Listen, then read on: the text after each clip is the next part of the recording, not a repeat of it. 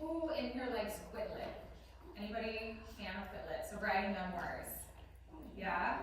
Okay, not as many as I was expecting. I will say, like, my sobriety journey started with Quitlet. And if you haven't heard that term before, it just means, like, people writing about their sobriety memoirs, essentially. And so I probably read at least 50 sobriety memoirs. And they were actually part of keeping me on track in the very beginning. One of the things I said to myself was, as long as I'm reading one of these books, I can do it. Weird, arbitrary thing that didn't really mean anything, but sometimes you set rules like that and they actually work, and it did help me. It was one of the tools I used. And so when I got the chance to write my own Quitlet, I was pretty excited about it. And the reason I ended up writing this book is because when I was originally looking to quit drinking, which was, well, honestly, the first time I Googled something about, am I an alcoholic, was probably, 15 years ago, and I'm only 5 years sober, so that gives you a little bit of an indication of how long it took me to get where I was going. And so, when I did finally get serious about it, what I noticed was that there weren't any faith-based resources that I could find. I loved all the things that I was reading. I could tell you my favorite sobriety memoirs, and actually, if you go to sobrietycurious.com, I will send you a list of my favorite ones. Sobrietycurious.com is just like a free download. But I realized there was no faith-based resources, and I knew I was a writer, and I was going to write about it anyways. I was already writing about it online. I actually got to write a huge piece for the New York Times in 2022 about this. Not on the faith side of it, but it was sort of tiptoeing in. And once that happened, I just knew that God was going to walk this toward a book. I can only give him credit because if you know anything about the book publishing industry, they usually don't give you a chance again if your last book didn't sell very well. So I know that God was in this because he made it happen. The editor that I worked with at Christianity Today, the story that I met Sherry through, she actually moved to a publishing company and reached out to me and was like, hey, send me your proposal. And I was like, oh, like I wasn't even there yet. And so I really felt like this is God, he's making this happen. And so moved on it, all that happened, and now January, this book came out, Freely Sober, Rethinking Alcohol Through the Lens of Faith. And not only do we have this faith-based resource now available, I met Sherry and I got her book. I met John, Confessions of a Christian Alcoholic, got his book, and then we have our friend Caroline Beadler, she's got something, our friend Christy Osborne, Love Life Sober, and so we've all connected, and now we're just like the power team of all this. But really, it's super cool how God has brought us all together, and how I really see him working just, in all of our various audiences. So anyway, I didn't even plan to say all that, so I should get to the point. But thank you for being here. I'm going to share a little bit of my story, a little bit of my testimony to how I got here and how I'm standing up here today. 6 years ago, if you had told me I'd be standing in front of you giving this speech, I would have been like, no, but by the grace of God, I'm here, so let me share my story with you. I do have notes because I am not a TED speaker like some people, so I just look at my notes, so forgive me for that. But yeah, so sharing this, it's never 100% easy. There's some embarrassing stuff. It's kind of a vulnerable thing to share this part of your life, especially when walking into this, everybody I knew, family members, friends, everyone was very surprised. Oh, I never knew. Like, you had a problem? And I had to almost convince people sometimes. Like, yes, I had a problem, like a real problem. People say, you didn't have a real problem, did you? I'm like, I think it was a real problem. So, but of course, everyone doesn't see what you're doing at night, in your living room, or, the things that you're doing in secret. So much of this is done in secret. And what I recognized in this process, I should have my water ready, is that there's a lot of people that are kind of, I don't want to say a double life, but in a way it is a double life. And for me, it was a very compartmentalized life, where I was able to live one way on the outside and then one way on the inside. And it got very hard to balance after a while. But yeah, so I was and am a Christian, wife, and mom. I knew the right things to do, I knew the right things to say, and I knew a lot of those things. but something on the inside was broken and unhealed, and I didn't know how to fix it, so I just kept avoiding it, and I just kept kind of sidestepping it and hoping it would go away. That obviously didn't work. But I want to talk with you tonight about what it looks like when your faith, it stops being just a mask for you, and it starts to become a lifeline instead. It starts to become integrated into all of who you are, instead of just sort of part of who you are over here when you want it to be part of who you are. I always talk about how I have this memory of sitting on my couch, the couch that I still sit on frequently, and drinking wine and just being like, God can't do anything through me right now. I mean, God can do anything, but like nothing's gonna happen through the Holy Spirit with me right now with this wine, because like I just shut that side of myself down when I'm drinking.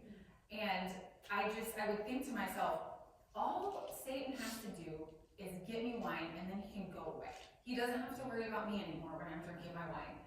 And like, it was so kind of simple, but it was so true. I was just like, yeah, I wouldn't be going to church. I'm not gonna listen to worship music. I'm not gonna read my Bible. I'm certainly not gonna pray. All of the good stuff of our spirituality would just be completely blocked when I was drinking. I knew that couldn't be a good thing, and as many of the results that happened from my drinking, kind of proved that in action. But what I realized is that our faith as Christians really needs to be holistic, meaning it needs to be in every single part of our lives. It needs to be honest, and it can be messy, and it can be wide open, and we can walk through like things we're struggling with our faith intact, but I kind of felt like I couldn't, and that's why it took me so long to get out of that pit, that compartmentalization that I lived for so many years. John 1:5 says, "The light shines in the darkness, and the darkness has not overcome it." That light, God's light, is what brought me out of my struggle and into freedom. And he really used my church so powerfully to do that, my church family. As I was walking through this, I was writing the book that I wrote before this one, which is called Reason to Return, Why Women Need the Church and the Church Needs Women. And it was so interesting because during that process, I needed my church, and my church showed up for me. And they were one of the first, like some of the people at my church were some of the first people I told about my struggle. And just like the church is supposed to do, they showed up for me, and they didn't judge me, and they supported me, and they were there for me. And it was so beautiful that happened while I was writing this book about church, and how God created that for us. And it's such an important tool in recovery and our spiritual lives. So anyway, I say all that to say, God worked that out very nicely, and I could see what he was doing. I was like, I see you, God, I see you. And so what I witnessed during that time really changed my understanding of how the body of Christ is meant to function. It wasn't just a place I was going on Sundays. It was a place for family, and it was a place, I always say that I wish church was more like AA or a recovery meeting, one and the same. And my church really was able to show that to me. I had having gone to several different recovery types of meetings, like for many years I went to one that was online. Like, it's just, if you've been to them, they are just such beautiful examples of humanity, where you walk in the room, or you walk in the Zoom room, and you meet somebody for 30 seconds, and they share, and they're sharing like the most deep part of their lives. And I always say, it's a shame that these meetings are not recorded, because I would hear like some of the most profound wisdom and just the most beautiful human stories in those meetings. And I would just walk away, just even hearing other people's stories was so healing. Which is why I said I wish church was more like AA, because we should be able to walk into church and feel like we can share our stories, and that we don't have to be put together. And so I'm kind of on a mission to make that happen in more churches, because I want to see that. I don't want people to feel like they have to pretend. Like, I want you, like, if I was crying on the way to church because of my kids, like, I'll probably just cry in front of I'll probably just tell you. Which, I don't know about you guys, but Sunday mornings, the devil's working overtime in my house. Like, it is rough.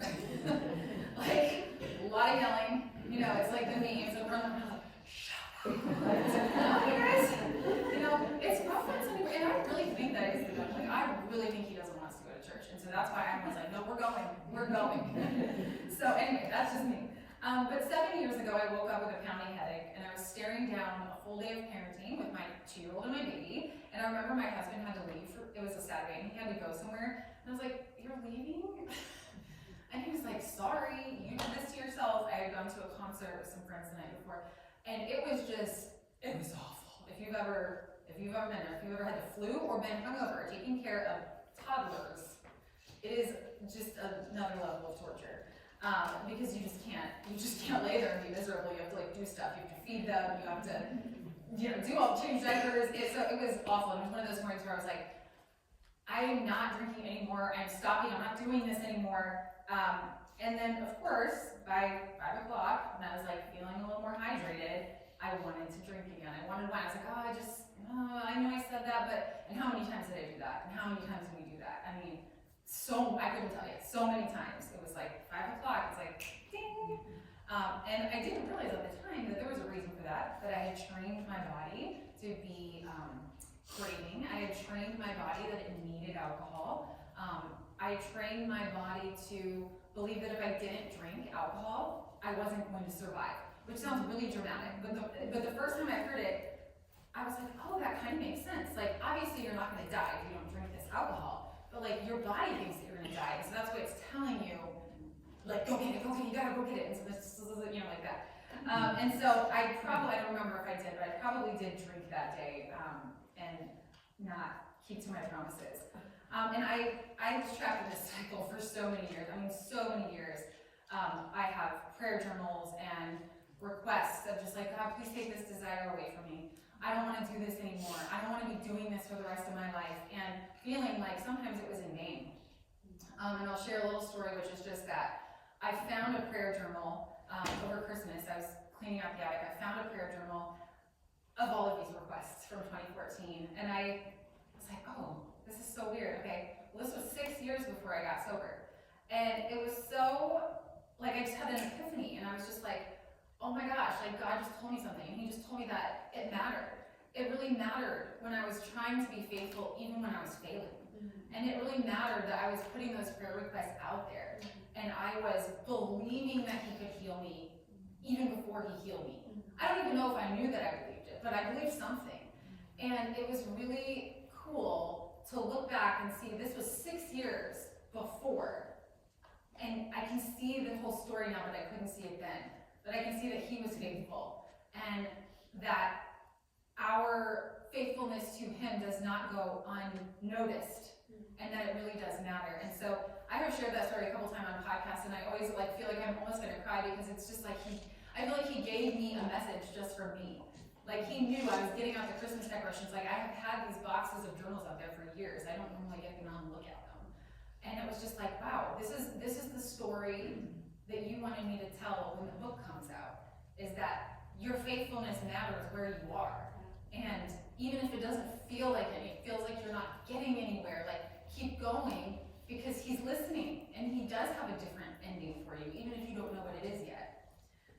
So, back to my notes. Where was I? Okay, I was wrestling with something bigger than willpower, and I couldn't see it clearly at the time. But I knew that God wanted something better for me. He wanted a better life, a better way to cope, a better version of who I was as a mom and a wife, a better woman reality for the woman that he created me to be. And he kept asking me to trust him, but I always thought I knew better, and I didn't. And it wasn't just as simple as quitting. As I kind of just alluded to, I thought it was all my fault. I thought it was my lack of self-discipline, my lack of faith. I thought I was weak. I thought I, was just sinful, and I just couldn't do it. My discipline was lacking, and if I could just hang on, if I could just be a little more strict with myself, then I could knuckle my way through it, and I could get out of it. But learning about addiction really changed everything for me. When I started reading about the realities of addiction and how it changes your brain, and what it does to your body, and also begin to realize that you can train your body out of that, but it's not comfortable at first, and it may not be easy, and it takes some time. Just educating myself on the realities of what alcohol does to your body, I think was one of the many, there was several different starts to where this began to become something that I could walk out of. But learning about addiction as a science and from a data perspective was one of those things. And also learning to look at myself from the outside in. So instead of looking at myself and being like, I'm such a failure and I've done all these things and I'll never get out of this, it was kind of like, why don't I step out of myself and look at my life and look at my choices as more like information. Like, oh, you did that, okay. What happened before you did that? Or, oh, let's look back at your childhood. Like, what did you think about alcohol? Like, really assessing yourself from the outside, becoming a journalist of yourself, or a researcher of yourself, without any emotion attached to it. And that gives you a way to, like, unemotionally assess what's going on as you would for a friend or something like that. And you know, I grew up in a house where people were drinking every day. Not in a way where I was negatively affected, but I was telling some of the ladies earlier that my dad is probably not reading my book because he knows that he's an alcoholic. He's a fun alcoholic and he's a nice alcoholic, but he does drink a lot every day. And you know, he bought 25 copies of my book, but he's probably not going to read it. So, because it's like, you know, it's a thorn in his side as well. But he's proud of me and I love him, so. You know, there's that. So I was wrestling with all this, learning about addiction, which I wish I would have learned about earlier because that was a real motivating factor for me. But also, I really believe there was spiritual warfare at play. I mean, I think maybe we can all agree that addiction at its heart is a spiritual battle. It's never just physical. It's never just about the craving. It's about something so much more. And I mean, ultimately, I believe we're all just searching for heaven, you know. We are, you know, C.S. Lewis said, you know, if this, okay, I'm gonna botch this quote so bad, this is not in front of me. If we ever have a desire for a place that, if we don't feel at home in the world, that means like our home is in another place. That's a paraphrase, but that's what he said. And I've always kept that with me, and I've always remembered that the reason that we don't feel 100% at peace here is because this isn't our home, and this is a broken and this is a fallen world. And I truly believe that addiction many times is just a desire to heal the brokenness in us and try to find heaven on earth. And because when you think about it, you're looking for that feeling, that almost heavenly feeling, you know, that lasts only a certain amount of time and then goes away and it's like a hellish feeling the next day. But essentially that's what it is. And I think that's another mindset shift for me that was really important, which was that I'm not bad for wanting that. Like, I'm not bad for wanting to feel unbroken, for wanting to feel peace from the anxieties of the world. Like, that's a good desire. I'm just doing it with the wrong things. And so that realization too, taking that blame and shame off myself was really, really important. And as I said though, at the time, I wasn't the woman you'd be expecting to struggle with this. People that knew me were really genuinely shocked. I remember a couple family members just being like confused. Like, what? I had no idea. You know, and so that's hard when you're putting it out there, you're like, yeah, I don't know, you can ask me questions if you want. But pretty much if you follow me on Instagram, I will tell you everything because I put my life on the internet and in a book. But no, the reason that I do that though, the reason I'm so open about it is because I just feel like it's a calling. I just feel like not everyone is meant to do that. Not everyone is going to feel comfortable sharing their stories online or in a book, but I do feel like God has given me that courage and that calling and that, I mean, courage is a strong word. Like, courage, let's reserve that for like people fighting wars. But he's given me something that makes me want to share and gives me sort of like, I guess, a little bit of bravery to share publicly. Because I think it's going to help people. And I think had I seen someone like me back then, I would have been really happy about that. Because I was looking for someone like me and I couldn't find them. I didn't find it, so I thought I'm going to be that person for someone else.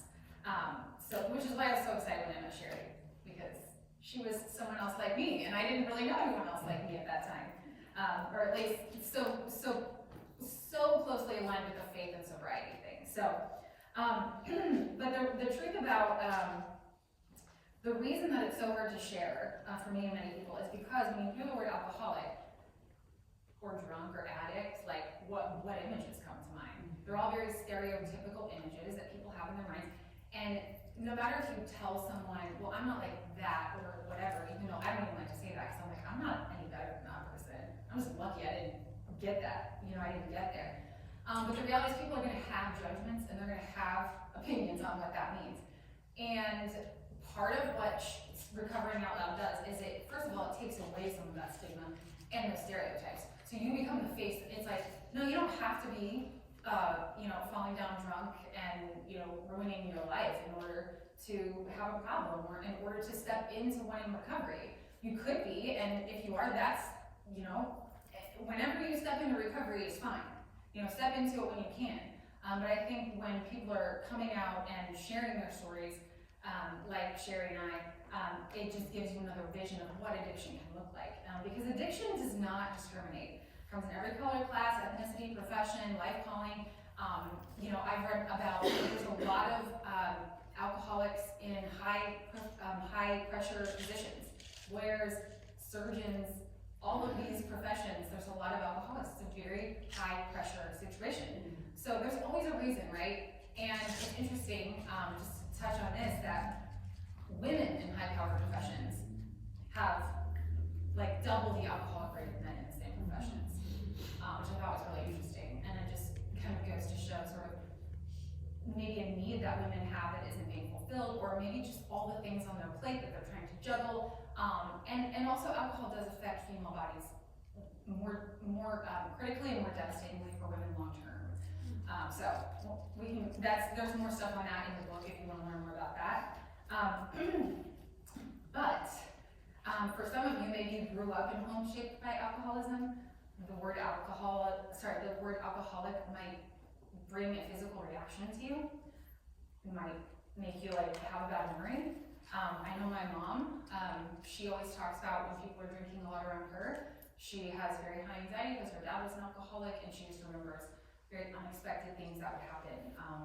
And she just always feels scared that something bad is going to happen. And I know a lot of people have that experience, which goes to show you that alcohol is not the benign substance that we've been led to believe. It's very serious. It has ruined generations of families. It has put millions of people, not just in AA, but also in Al-Anon. So lots of people are just in a support group because they're family members of a person that's an alcoholic. And that's how far it radiates again and again and again. This has been happening forever. In the book, I talk about the story of Noah being drunk and his son finding him naked, and that reverberating for generations as like a negative thing that happened because of that sin. And I was like, oh, that sounds a lot like today. That's still happening in families. So anyway, all that to say, people act like alcohol is no big deal, but for some people it's a really big deal. And it might depend on who you are, but we should take that into consideration. Okay, I'm just checking time. Okay, good on time. So when you picture someone with a drinking problem, you don't picture your Bible study leader, you don't picture your 5th grade teacher, or the mom from playgroup. And yet there are thousands of Christian women that are fighting this battle, hiding in plain sight. They are across the spectrum, alcoholism or addiction or dependency or self-medication, whatever you call it. Like, it is a spectrum. Like, you could be down here and have a little problem. You could be over here and have a big problem. It doesn't really matter. If you have a problem and you want to fix it, that's fine. You can do that. You don't have to hit a certain point to do that. And I think for Christian women, especially, there can be an extra layer of shame. Because if you can't stop drinking, you might tell yourself that you don't love God enough, or that your faith is weak, or that you're a hypocrite. Also, you're not supposed to have a drinking problem when you're like a Bible study leader, so it would be really weird for you to admit that you did. That's kind of how I felt. I was like, people are gonna think this is really weird that I was leading Bible study. Well, okay, well, you're not perfect, you have to realize that everyone has their thing. Because the shame keeps you silent, and even more so when you don't fully understand addiction and what it's done to you. And the numbers don't lie. Women specifically have had major issues in the past 20 years. The deaths of alcohol-related deaths in women have soared by something like 300%. Women specifically are getting cancer and heart disease and all of these things connected to alcoholism in a way that men are not. And there's a lot of different reasons for that, but the numbers show that there's a problem among the female demographic in general. And I don't think that's something we can really ignore.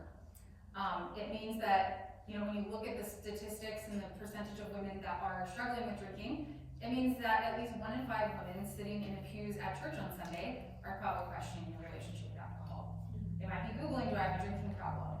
And so they might be saying every Monday they're saying, I'll stop. And then the next Sunday, they're back in church praying that this problem would go away. And then they don't tell anyone, and then the isolation grows. But the truth is that God sees you, of course, and he saw me back then. And he had something so much better for me once I was willing to step forward and actually trust him in doing that. How long have I been talking, Sherry? Not that long. I have no sense of time. No? Okay. Say what you gotta say. You're Okay. good. You're good. Take a drink.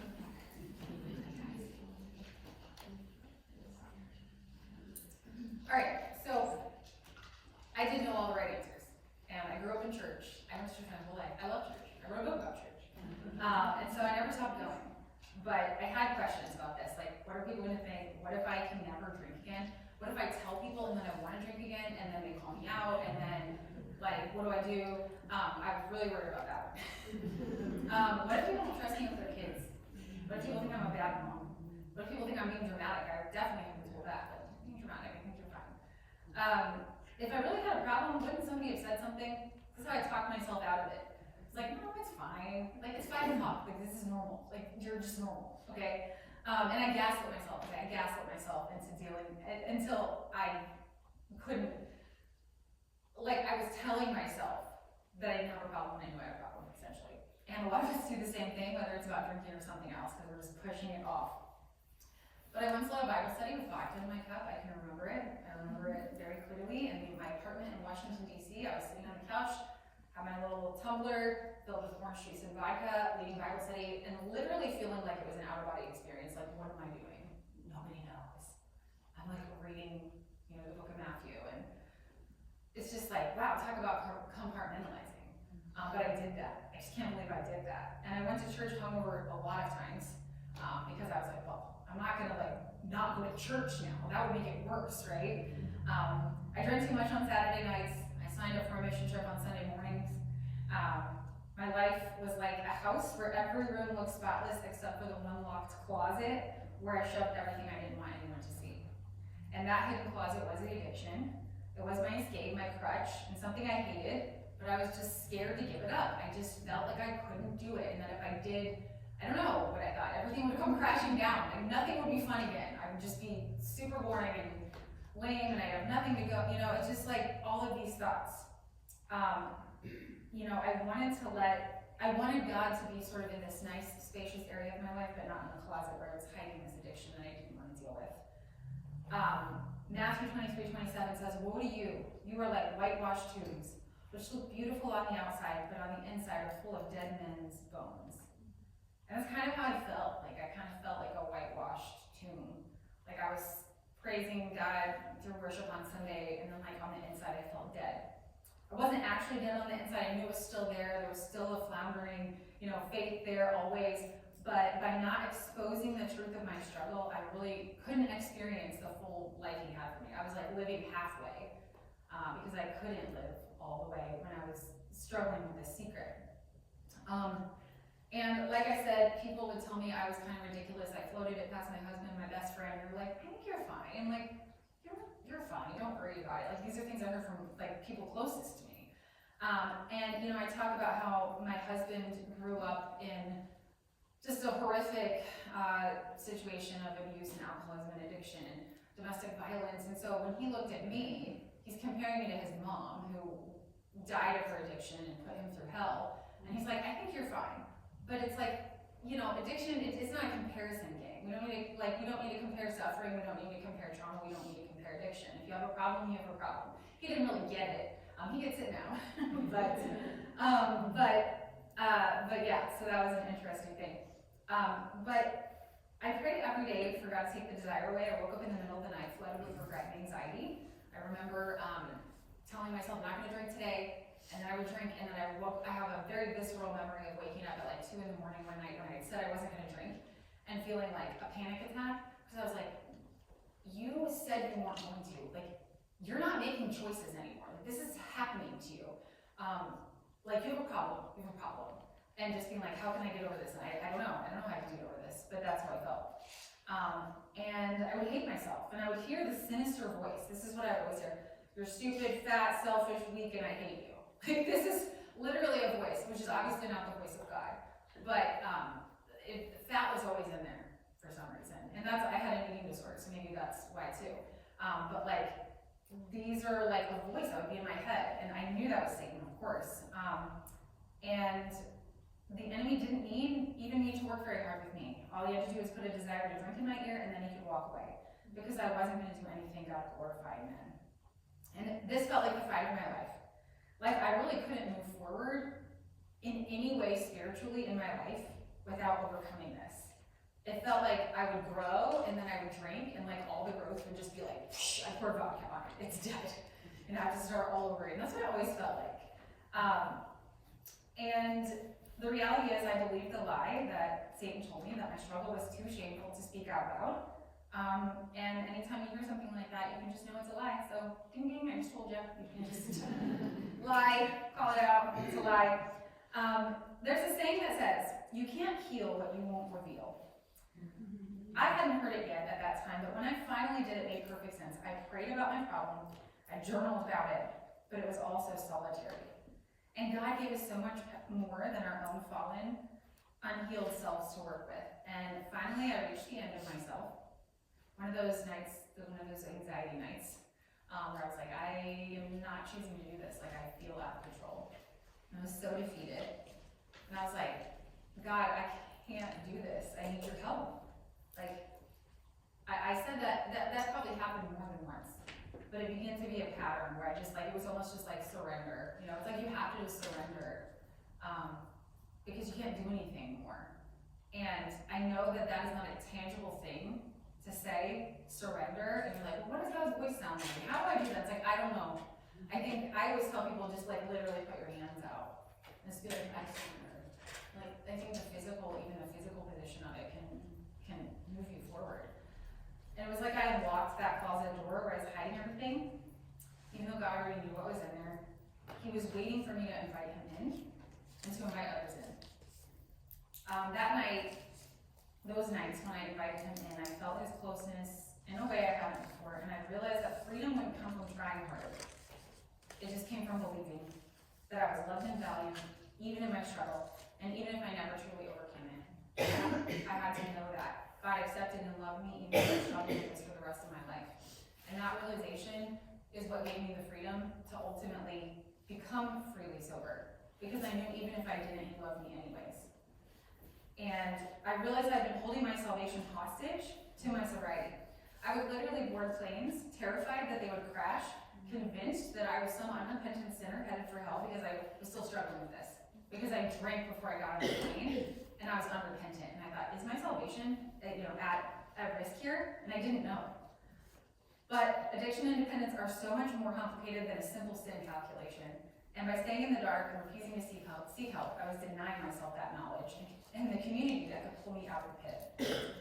And God never intended to leave me there, but he did ask me to choose him first, to choose light, to choose to trust him.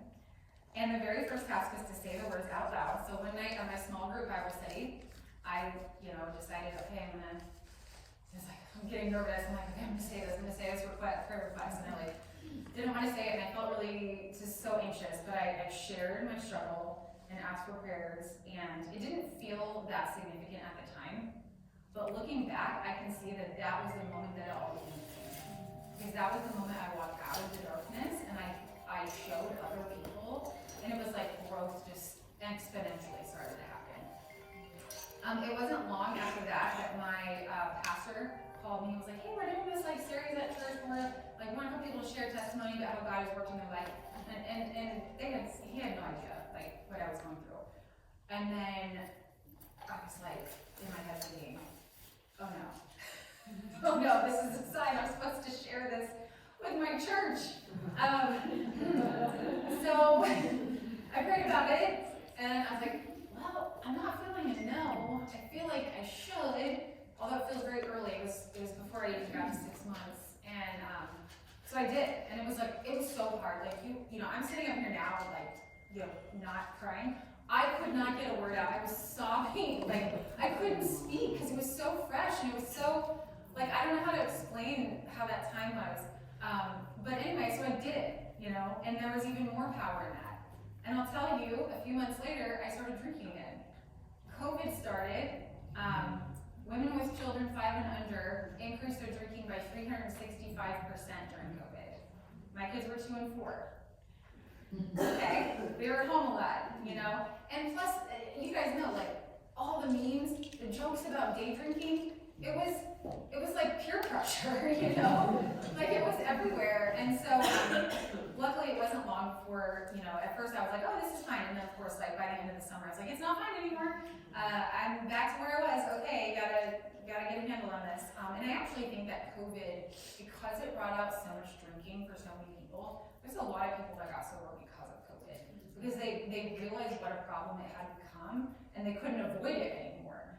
So I think, in a way, that is a silver lining to many not silver linings of COVID. The last thing, or not the last thing, but getting close to the last things. So I then joined a recovery group. So you can see there's these various steps in teenage. I joined a recovery group online. It's called the Luckiest Club. Very secular, but super, super supportive. And what I found there was that everybody across the spectrum was there. Everyone from a single 23-year-old mom to a 65-year-old guy who'd been in recovery for 20 years and was 20 years sober, to everyone in between. And all of a sudden I was like, I'm not special, you know? Alcohol doesn't make me some uniquely broken person, it just makes me human. And it's okay to ask for help. John 15:5 says, I'm the vine, you're the branches. If you remain in me and I in you, you will bear much fruit. Apart from me, you can do nothing. Apart from me, you can do nothing. So I tried so long to do it without him. I tried so long to do it by myself. And I've been trying to grow disconnected from the source of life, operating on empty. Like, you can't, like, imagine a plant trying to thrive in the dark without water, soil, or roots. It doesn't work, and that's what I was doing for so long. When I began to abide in God, bringing every part of my life under him, things changed. That is not some advanced Christianity type of thing. It's just really recognizing that our faith on earth is not a solitary thing. It's something we do with God, it's something we do with others. Again, bringing the church back into it. The church is for you, it's meant for you to be a part of, and I think it's so important. And then, you know, confession, bring this out into the light. Confess your sins to each other and pray for each other so that you may be healed. That's so powerful. Confess your sins to each other and pray for each other so that you may be healed. So, like, when we talk about it and we pray for each other, that is when the healing takes place. So if you haven't done the first part yet, maybe that's why the healing hasn't taken place. And I'm not saying there's any kind of, like, formula for this. I'm just saying think about it. And there is no condemnation in Jesus Christ, period. I don't care what you've done or how many times you failed. There is no condemnation. And I think that's something I needed to say over and over again. Back to my whole, like, my salvation doesn't hang on this. And I think that's something people with addiction need to hear over and over too. There is no condemnation. I have a cousin who has been struggling with addiction for 25 years. He's still struggling. He's homeless right now. And I tell him that. And I know that he may never get over it, which is really hard to accept. But I know that he's trying, and I know that he's a Christian, and I'm telling him, you just keep going. There's no condemnation in Jesus Christ. You just keep going, and he loves you, whether or not you get over this here on earth. And it's funny, because it's something that I don't feel like other people can see. People in our family that have written him off. Man, just thinking about it makes me want to cry. I need to send him a text, but we all need to have that understanding about ourselves and other people. And let me just say this, you can't overcome a spiritual battle on willpower. And this is a spiritual battle. So if you're trying to do it with willpower, you're not going to win. But when we're drinking, we turn off the tools that we have to fight. We can't fight when we're drinking. We can't fight the battle. And so you cannot be filled with the Holy Spirit when you're filled with wine. I'm not saying the Holy Spirit can't the Holy Spirit can do anything, okay? But I'm just saying, it's like oil and water, at least it was for me. And if you don't deal with your thing, whatever it is, you'll spend your whole life trying to mix them together without it working. And one of my favorite writers, Laura McCowan, says, this is your thing, and it's gonna be your thing until you deal with it. And that's true. So, I can tell you that today, I am happier, healthier, my relationships have been restored, my purpose is clearer. I built a business while I was getting sober. I have written this book. I feel like I'm a more present mom. I have dealt with things that I wouldn't deal with. Like, there are two big issues in my life that I have just been, but now that I have space in my brain, I can actually deal with them. I was not going to do that if I kept drinking, because I didn't have space for anything else. It was all about alcohol. I had to get that out of the way in order to start dealing with other things. So maybe you're sitting here tonight with a locked closet of your own. Maybe it's alcohol, maybe it's not. It could have shame, fear, grief, a secret, something. And here's what I know. It's not going to get better if you leave it in the closet. It's not going to get healthier without light and community and honesty and truth. And Isaiah 61:3 says, He will give you a crown of beauty instead of ashes, the oil of joy instead of mourning, and a garment of praise instead of a spirit of despair. That's what He did for me. He can do that for you. And if you can imagine yourself watching this here, or I think we're taping it for online, so if you watch it from online, imagine yourself 1 year from now, living without the weight of that secret, living in the freedom of His love. It's possible. God doesn't want you to live in darkness. He's been waiting for you to come out. So I would leave you with this question. What would it look like to invite Him into the places that you've been hiding? So that's a question to take with you. And thank you for letting me share my story. I write about this, of course, in my book, Freely Sober. It's available in the back, and it is my full story, but also has a lot of practical tips, a lot of reporting on what's happening with women and alcohol in this country. And it also has assessments and questions, and really meant to be like an actual tool that you can use to walk through this. And my promise in Freely Sober is not that you have to be sober or that you'll be sober. My promise is that by the end you'll think differently about alcohol, and you will be more clear about its role in your life. And when we know more, when we understand more, we make different choices. Not because we have to, but because we want to. And that is the pathway to being freely sober, not compelled to be sober, but sober because you want to. Because you know different, and you know better, and then you choose that, and then you're free. So my prayer is that you heard something tonight, you heard something that spoke to you, that you would just follow that, and not just follow that curiosity, and don't ignore it any longer. Thank you. Sorry that was so long.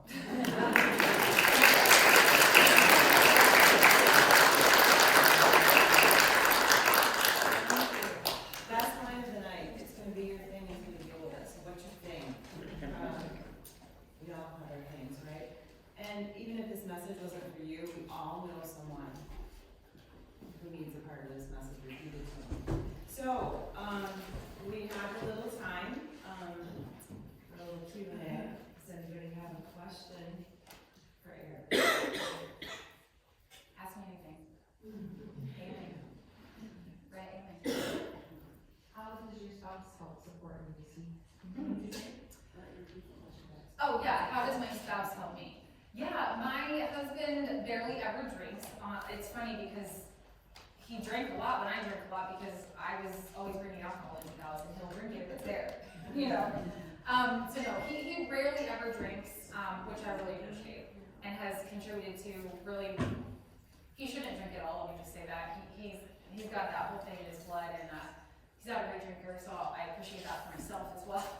But in general, yeah, we have a pretty much alcohol-free home, and that was really important to us because I was like, I want to show my kids, like, hey, this is the best way to show them. And we talk very openly with them about how addiction runs in our family, and that's why they have to specifically be really careful with this stuff, which they seem to take to heart so far, even though they're like, we would never do that. I'm like, I know, you're great.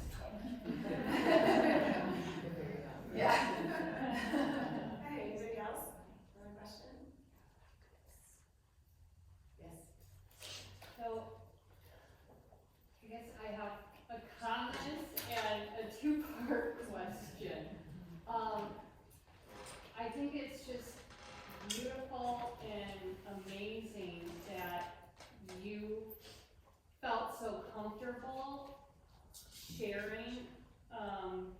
struggles at your church.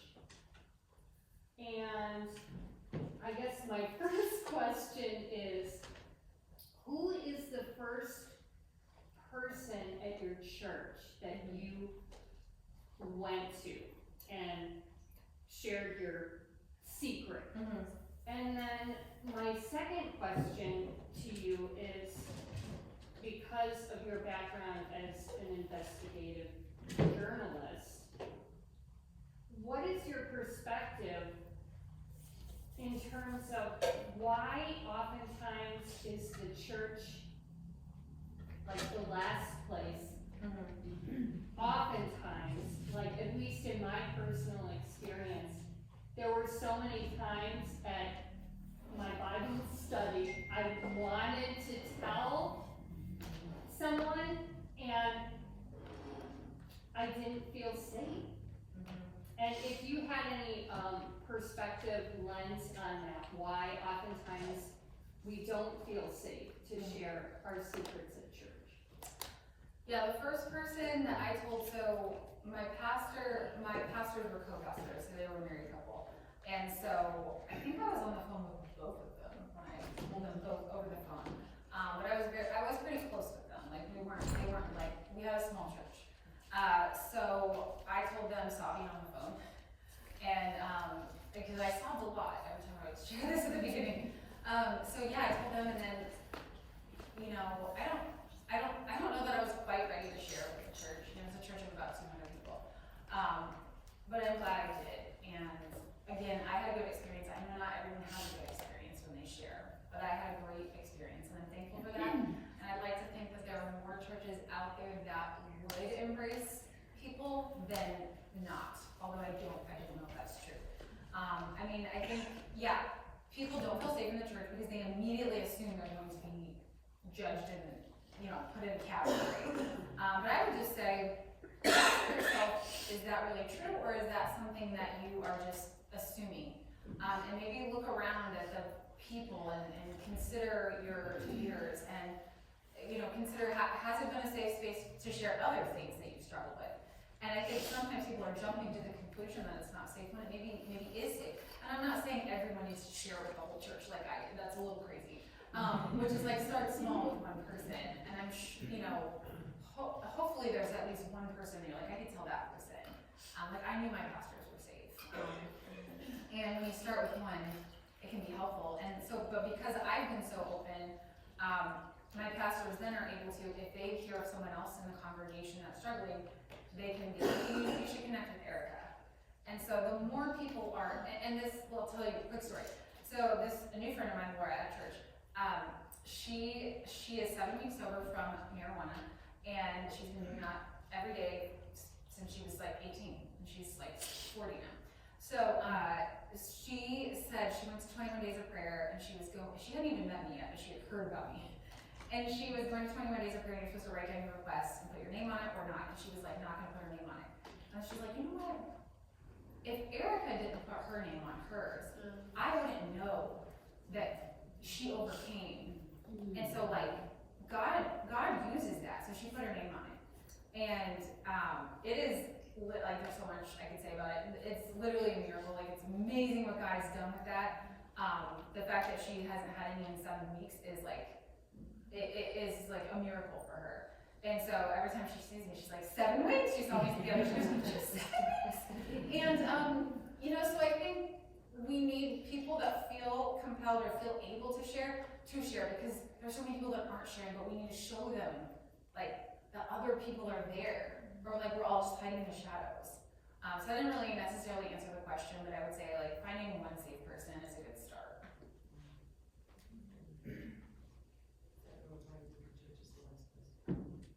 What's that? Why people think that? Yeah. Why are people afraid to go to the church? Because there's no connection. I think there are churches that aren't safe, maybe. I think we need to create healthier churches. I mean, that's a whole bigger issue. But I do think if you go to a church that doesn't seem healthy, you should pray about it and either decide you're going to say something and like talk to ministry leaders, or you should find a new church. Because there are healthy church communities out there. And I know it's hard when you're looking for a new church, because I've been there, but I do think it's really important that we talk about these things and cultivate like healthier communities where people can share this stuff. And that takes work, but it's important, so. Anything else? I heard you talk about, the holistic approach, and that you said that's important for recovery, and I totally agree. And you can hear it in your story, how God used, I guess discomfort, mentally, spiritually, and physically. But now that you're on the other side of it, how is that holistic approach, moving forward in your recovery? Like, what are some of the ways that keeps you sober? Yeah, I mean, I think I really sort of became more consistent in my spiritual practices, because I didn't feel like I was like this all the time, and so I became a lot more consistent in just like your basic stuff, like your basic 101 Bible reading, regular prayer, like using the tools, like turning on worship music, or going outside and breathing and just, letting time pass instead of, so it's like, I think I just started using all the tools that God gave me, including, I think holistically, like we should use all the senses that God gave us. There's so much we can do to integrate sort of more calming and peaceful ways of living into our lives, and God uses that to show up and show us how to get through those things. So, anything else? Well, Erica is going to be at the table in the back, signing some books, and she has some for sale of her new book. And what other one did you have? Reason to Return, Why Women Need the Church and the Church Needs Women. So if you're looking to create a healthier church or It's a really good book. join a new church, that one's for you. Yeah, so, you can talk to her, she'll answer more questions, or, find the book, and she'll sign it for you, and, so